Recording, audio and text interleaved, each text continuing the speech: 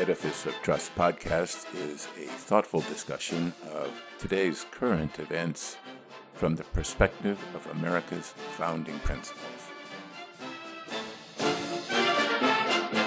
Welcome. From heart-pumping music to head-thumping commentary. Hello, everyone. In the early morning hours of January 3rd, 2026, Master Sergeant Gannon Ken Van Dyke, using the insider information he had gained at work about a top-secret operation to kidnap Venezuelan President Nicolas Maduro, placed a bet of $32,537 on Polymarket, a prediction market betting site, that Venezuelan President Nicolas Maduro would be, quote, out by January 31st, 2026, unquote. That bet, plus some other smaller bets, netted him winnings of $409,000. To their credit, Polymarket reported the suspicious activity to the Department of Justice, and Sergeant Van Dyke was arrested. People have been betting on horse races, cockfights, dog fights, bear baiting, and all sorts of other things since before recorded history. Gambling dates back to the Paleolithic era, and archaeologists have found 5,000-year-old dice in Mesopotamia. And as long as there has been betting, there has been cheating. Gambling is not only inherently corrupt, it is also corrupting, tempting the gamblers to take ever more riskier chances and wagering more than they can afford, bankrupting not only themselves but also their families. Gambling triggers the brain's reward system, releasing dopamine, a chemical that causes pleasure, similar to the drugs or alcohol. It alters brain chemistry and structure, reducing activity in the prefrontal cortex, which controls impulsive behavior, and intensifying reward responses in the striatum, which can lead to compulsive betting, addiction, and decreased enjoyment of daily life. Gambling is just as addictive as heroin or cocaine. The gambling on predictions market and sports betting has reached heights never dreamed of in America. But gambling diverts money from more productive uses, like feeding your family.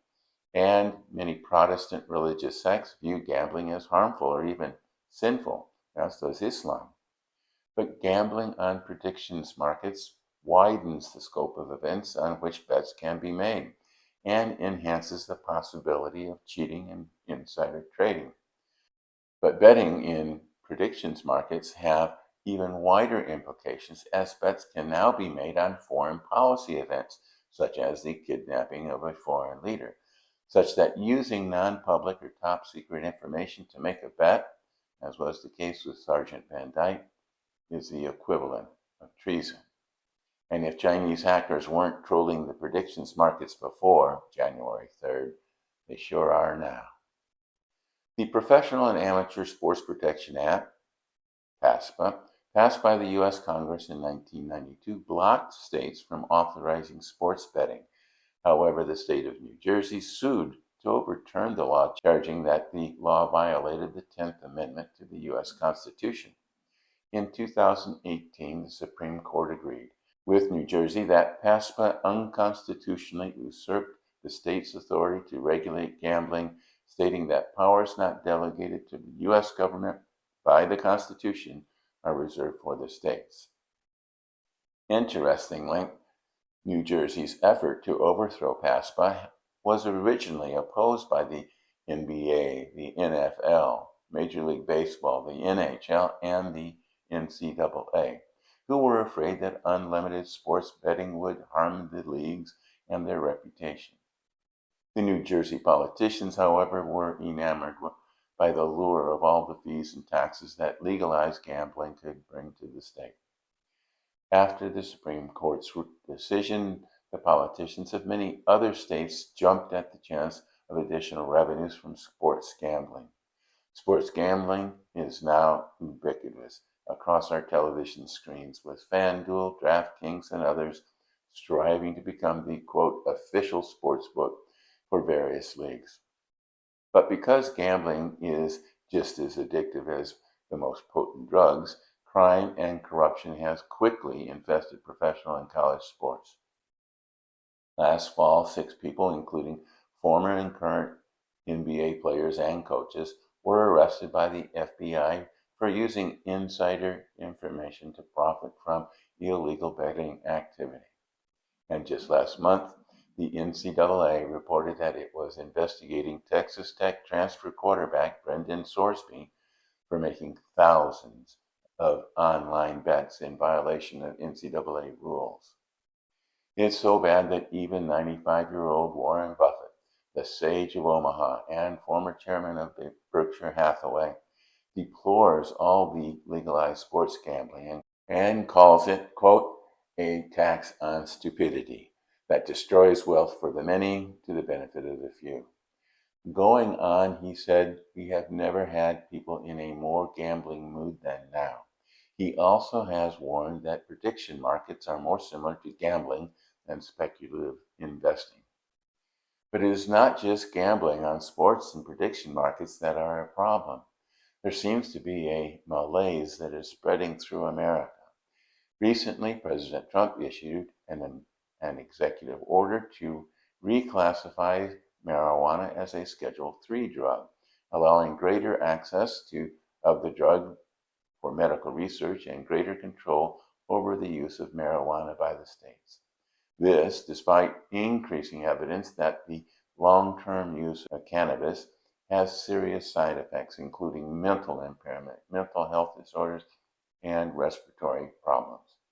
The American Addiction Center said that, quote, it has been estimated that people who begin using marijuana before age 18 may be 4 to 7 times more likely than adults to develop marijuana use disorders. And Heather McDonald reports in City Journal that a New York Times podcast titled The Rich Don't Play by the Rules, So Why Should I? Why Petty Theft Might Be the New Political Protest. In the podcast, 3 trendy progressives showed what Ms. McDonald called, quote, a breezy indifference to lawbreaking, unquote, as long as it was done as a protest in support of left-wing causes. The trio also called the 2024 murder of United Health CEO Brian Thompson in cold blood on a Manhattan street, quote, effective political action, unquote, and, quote, political consciousness raising, unquote. While overall crime is down, political violence is up. In the United States, current events dominate not only the news headlines, but also our limited attention span. Kidnappings of heads of state, decapitations of the regimes, assassination attempts. These are things that demand our attention. But underneath all the attention-grabbing excitement, there are longer-term trends to which we need to pay attention. It is not that Donald Trump has caused all these changes. It is rather that these long-term trends caused Donald Trump. It goes beyond gambling addiction, drug addiction, political violence, and other vices. There is a rot in America. Charles Murray wrote about the rot in lower-class Americans in his 2012 book, Coming Apart, where he discusses the unraveling of the culture that held Americans together. Murray discusses how the problems afflicting the poor Americans, both black and white, are cultural problems: fatherless children, drug addiction, poor education, and persistent unemployment. But while this unproductive culture of dependency was concentrated in poorer Americans, it now seems to be spreading irresistibly into middle and upper classes. The middle class values that sustained America for many decades are now sneeringly called the habits of white supremacy. Something is not working right in America. Democrats blame billionaires. Republicans blame immigrants. Sorry, they are wrong. It's us. We are the ones that have to change. Thanks for watching.